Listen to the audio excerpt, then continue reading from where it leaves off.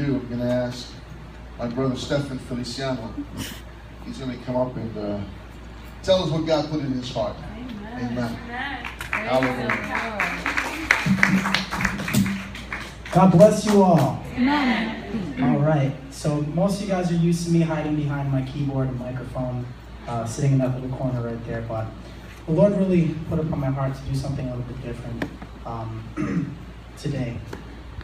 And that is to bring the word. I arranged it with Pastor a couple weeks back. So I hope you all are blessed. Without further ado, here's what the Lord placed in my heart. God bless you, church. It's by the grace of God and all that I stand here before you. Bear with me today as I share a special thought God placed in my heart. It's broken down into two simple points, and here it goes. It's obvious we all have storms in our lives.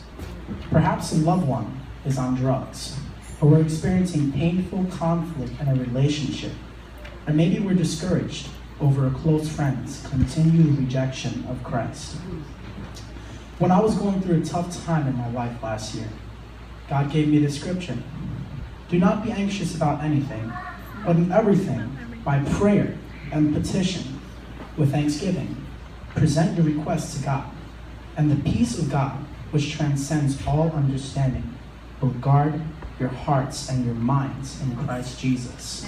Finally, brothers, whatever is true, whatever is noble, whatever is right, whatever is pure, whatever is lovely, whatever is admirable, if anything is excellent or praiseworthy, think about such things. That's found in Philippians 4, verse 6 to 7. During the storms of our lives, we must direct our thoughts to the whatevers in this passage. When we fix our mind on these things, we can experience God's peace and freedom from anxiety as we pass through our storms. Our hearts are guarded from becoming cynical and pessimistic, and we're able to speak peace into others because of God's peace in us. This brings me to my first point, which is that we must acknowledge that nothing is impossible in Christ. Has God given you a vision you think never can happen? Perhaps you're burdened for the souls of single mothers in this community, or maybe you just want to reach out to our generation's youth with the message of the gospel. But, you can't do it on your own. You don't know how, and you don't know who to ask for help.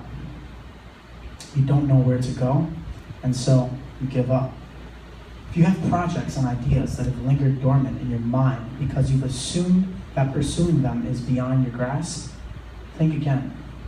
Don't underestimate God's ability to bring impossible things to pass.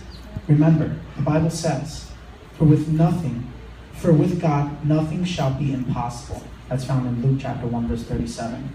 When he places an idea in your head, trust that he has provided all it will take to bring it to fruition. Often our biggest problem is not the lack of skill or resourcefulness or even time.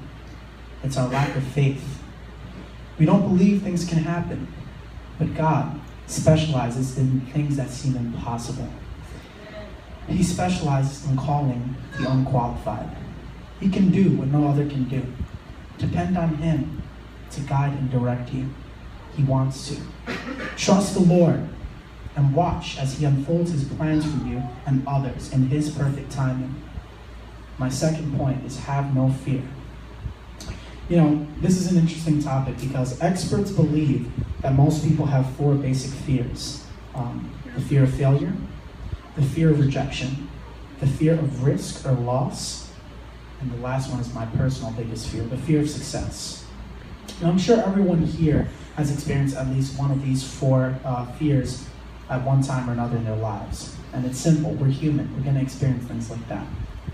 Fear of failure and rejection can especially plague Christians when we think of witnessing to our neighbors. However, the Bible illustrates how Christians should respond to fear. Fear of man will prove to be a snare, but whoever trusts in the Lord is kept safe. That's found in Proverbs 29, verse 25. When we focus on fear, we're paralyzed from acting.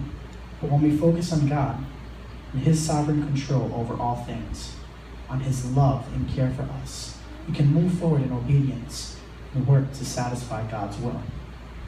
You can be rid of fearfulness.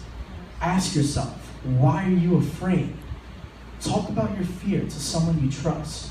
Pray to God to help you overcome it. Study what the Bible says about fear. Sing praises to God. Find Him in your secret place. Willingly release the fear. Then watch God work in your life to replace fear. And the loss will be drawn to your confidence in Christ. As this thought comes to a close, I'll leave you with a verse that we all know and love.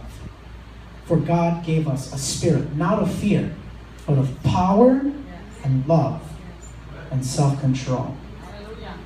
Friends, brothers and sisters in the faith, I challenge you to dwell on these things and let Christ do the rest in your lives.